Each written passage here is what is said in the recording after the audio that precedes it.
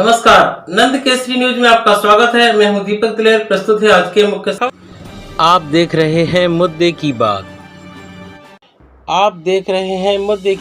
मुद्दे की बात में आज देखिए हमारे मेहमान मध्य प्रदेश भाजपा अनुसूचित जनजाति मोर्चे के प्रदेश कार्य समिति सदस्य रामदास आवासे से सीधी बात। नंद केसरी न्यूज चैनल पर दर्शकों का एक बार से हम फिर स्वागत करते हैं। दर्शकों को बता दें कि मुद्दे की बात में आज हमारे मेहमान हैं मध्य प्रदेश भाजपा अनुसूचित जाति के प्रदेश कार्य समिति सदस्य आवासी जी। ये खरगोन जिले से आते हैं और आज ये हमसे जुड़ेंगे और आज जो है हम इनसे मुद्दे की बात में आज हम इनसे चर्चा करेंगे। सबसे पहले तो रामदास जी, आप अपने बारे में हमें परिचय दीजिए। आपका क्या नाम है और आपकी क्या शिक्षा है और आप भाजपा में किस पद पर आप आश्रित हैं? रामदास आवासे, भारतीय जनता पार्टी अजजा मोर्चा अनुसूचित जनजाति मोर्चे के मैं प्रदेश कार्य समिति सदस्य हूँ और शिक्षा BA final year, BSW final year. अच्छा, भारतीय जनता पार्टी में आप कब से, आपने कब ज्वाइन की थी भाजपा?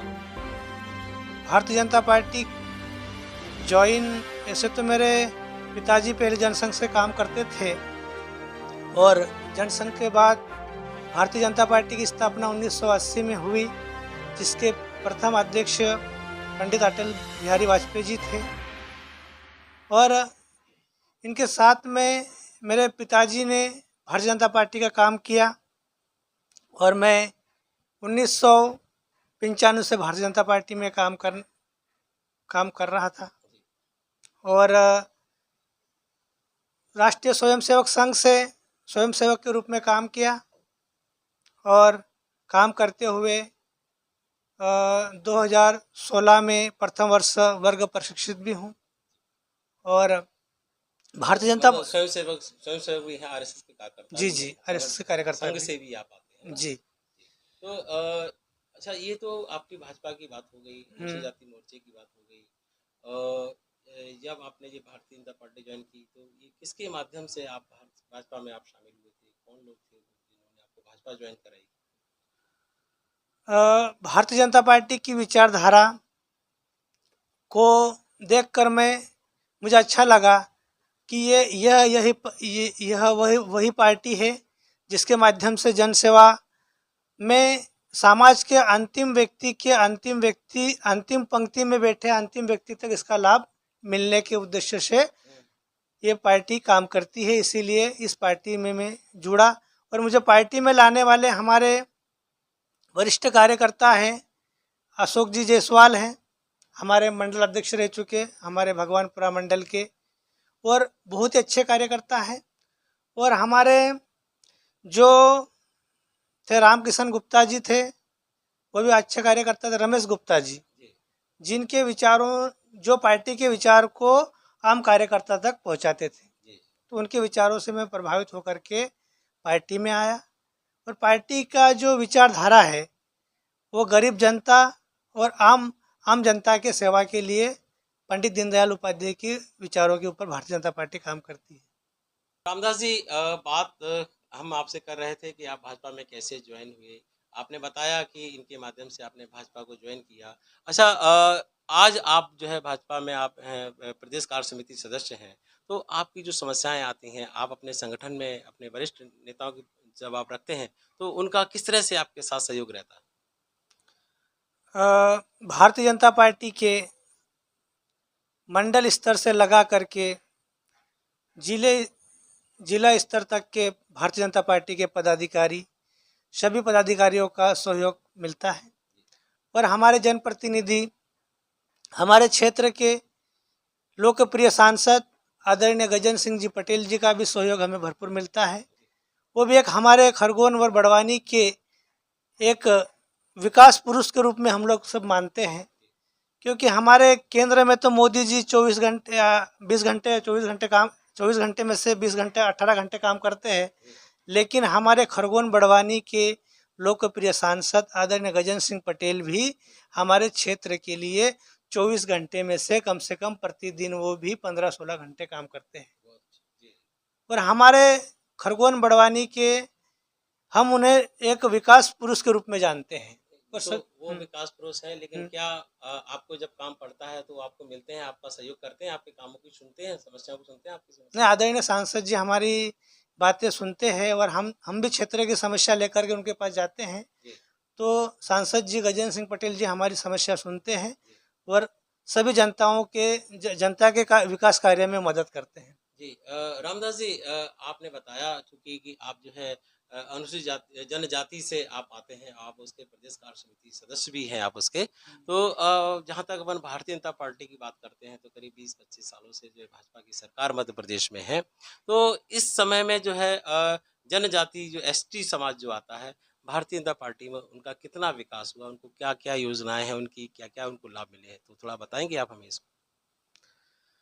भारतीय जनता पार्टी सरकार जब से मध्य प्रदेश में आई है, तब से अनुसूचित जनजाति वर्ग के लोगों के लिए अनेक जन कल्याणकारी योजनाएं मध्य प्रदेश सरकार ने चलाई हैं। और मैं एक बात याद दिलाना चाहता हूं कि जब वन ग्राम में अनुसूचित जनजाति वर्ग के लोग रहते थे, तो उस समय वन विभाग के कर्मचारियों द्वारा और 1999 या 2000 के लगभग, जब कांग्रेस की सरकार थी, दिग्विजय सिंह की सरकार थी, उस समय वन ग्राम में रहने वाले आदिवासी भाइयों के ऊपर कांग्रेस के सरकार के माध्यम से वो उनका वन ग्राम में कब्जा होने के बावजूद भी कांग्रेस के सरकार के मुख्यमंत्री के द्वारा और वन विभाग के कर्मचारी अधिकारियों के द्वारा आदिवासियों को वन से 2-2 कुंटल ज्वार दे करके उन्हें वन से बेदखल करने का काम किया जा रहा था। और उस समय आदिवासी अपने परिवार का पालन पोषण करने में बहुत उन्हें समस्या होती थी, क्योंकि उनकी जो ज़मीन थी उस ज़मीन के ऊपर वो लोग फसल उत्पादन करके अपने परिवार का पालन पोषण करते थे। और उसी ज़मीन से वन विभाग के कर्मचारी और कांग्रेस के मुख्यमंत्री के द्वारा उन्हें ज़मीन से बेदखल किया जा रहा था।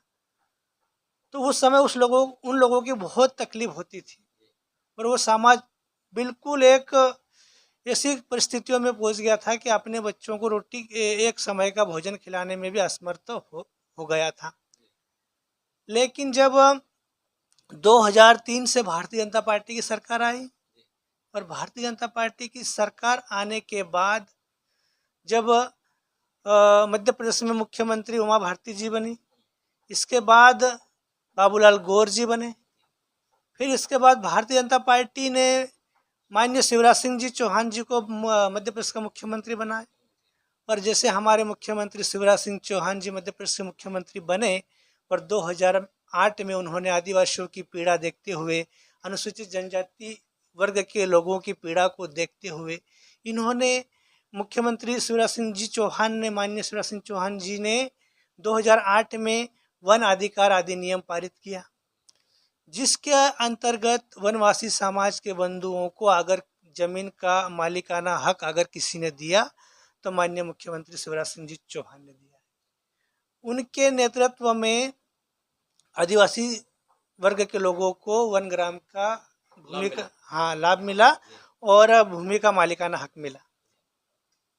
तो कुछ हद तक भारतीय जनता पार्टी के शासन में एसटी वर्ग के लोगों को उनका विकास हुआ है और आगे भी हो रहा है। और केंद्र सरकार के माध्यम से भी और मध्य प्रदेश सरकार के माध्यम से भी एसटी वर्ग के लोगों के विकास के लिए अनेक कार्य किए जा रहे हैं। रामदास जी, हम बात कर रहे थे आदिवासी समाज के विकास की। भाजपा सरकार द्वारा आदिवासी समाज का कितना विकास हुआ? आपने जिसका जवाब दिया, जिसमें आपने बताए 3 मुख्यमंत्रियों का आपने जिक्र किया, उमा भारती जी का जिक्र किया, बाबूलाल गौर जी का जिक्र किया, शिवराज सिंह चौहान जी का जिक्र किया आपने। तो क्या आपको लगता है कि आदिवासी समाज का उतना विकास हो गया है जितना होना चाहिए था, या अभी और भी उसमें कोई गुंजाइश की बाकी है? जैसे मैंने पूर्व में ही बताया था कि भारतीय जनता पार्टी की सरकार जब से मध्य प्रदेश में आई है, तब से आदिवासी वर्ग का विकास हुआ है। उन्हें जैसे जमीन का अधिकार मिलना वो मिला और मालिकाना हक मिलना था वो मिला। और दूसरी बात, बालिका शिक्षा और सभी अनुसूचित जनजाति क्षेत्र सुदूर क्षेत्र था, जहाँ पर स्कूलें नहीं थी वहाँ स्कूलें हुई। और अभी हमारे वर्तमान मुख्यमंत्री डॉक्टर मोहन जी यादव जी के नेतृत्व में भी भारतीय जनता पार्टी की सरकार जो योजना चला रही है, उन योजनाओं के माध्यम से आदिवासी वर्ग का विकास हो रहा है, कुछ हुआ है। और दूसरी बात, अभी हमारे मुख्यमंत्री जी बोल रहे हैं कि रक्षाबंधन पे बहनों को 250 रुपये और भी राखी के रूप में दिया जाएगा करके 1500 रुपये उनके खाते में अतिरिक्त पैसा दिया जाएगा। तो इससे भी हमारे वर्ग की महिलाओं को लाभ मिलेगा। और भाजपा सरकार के मोहन जी की सरकार के इसमें भी अच्छा काम हो रहा है। अच्छा, रामदास जी, आपने बताया कि आपको वर्तमान में जो मुख्यमंत्री हैं डॉक्टर मोहन यादव जी, आपको उनसे भी बड़ी उम्मीदें हैं और आपने जैसा बताया कि उनके नेतृत्व में भी जो है आदिवासी समाज का विकास होगा, एसटी समाज का विकास होगा। अच्छा, एक समस्या हमने देखी है कि आदिवासी समाजों को सरकार बहुत सारी चीज़ें दे रही है, लेकिन जो है उस पर जो है कुछ असामाजिक जो तत्व होते हैं, क्षेत्रीय जो दबंग लोग जो होते हैं, वो उनके अधिकारों को छीनते हैं, ज़मीनों पे कब्जा कर लेते हैं। उनको उसका लाभ नहीं मिल पाता है। तो ऐसे में सरकार की क्या रहती है, क्या व्यवस्था है, क्या इंतजाम है? इसमें जैसे अनेक प्रकार से परिस्थितियां बनती हैं। जैसे आप दबंगों की बात कर रहे हैं, कुछ लोग इस प्रकार से परेशान करते हैं। तो जैसे अनुसूचित वर्ग की ज़मीन वगैरह हो और जैसे उनको ज़मीन का उन्हें अधिकार देना, मालिकाना हक देना, ये भारतीय जनता पार्टी की सरकार ने किया है। मैंने आपको पूर्व में बता चुका हूँ मैं। और दूसरी बात, जैसे अगर मेरा सवाल यह है कि जब उनकी जमीनों पर कब्जा हो जाते थे, तो वो कब्जा छुड़ाने में सरकार की क्या भूमिका है? सरकार की मंशा ये है कि आदिवासी की जो ज़मीन है उसे अगर कोई अन्य व्यक्ति, दबंग व्यक्ति अगर छीनता है तो उनके खिलाफ कार्रवाई करने में सरकार मदद करती है। और उनके जो जनप्रतिनिधि होते हैं और सरकार के जो नियम है उसके अनुसार उनके ऊपर कार्रवाई होती है और आदिवासी को न्याय मिलता है।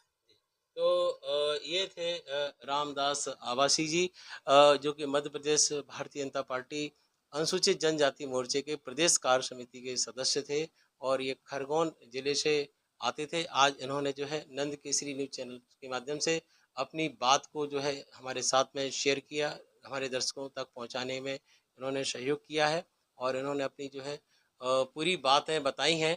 जो सवाल हमने इनसे किए इसका उन्होंने बखूबी जवाब दिया है और हमारी शुभकामनाएं इनके साथ हैं कि ये इनका जो है भारतीय जनता पार्टी में इनका कद जो है और बढ़े, इनको और जिम्मेदारियां मिलें और जो आदिवासी समाज का जो विकास है इनके माध्यम से और बढ़े। और इन्हीं बातों के साथ में मुद्दे की बात में आज इतना ही। अगले मुद्दे की बात में हम किसी और शख्सियत के साथ में उपस्थित होंगे। तब तक के लिए हमें इजाज़त दीजिए। नंद केसरी न्यूज़ चैनल के लिए मैं दीपक दिलेर। आज के समाचारों में इतना ही। कल हम फिर हाजिर होंगे, तब तक के लिए मैं इजाज़त दीजिए। नमस्कार।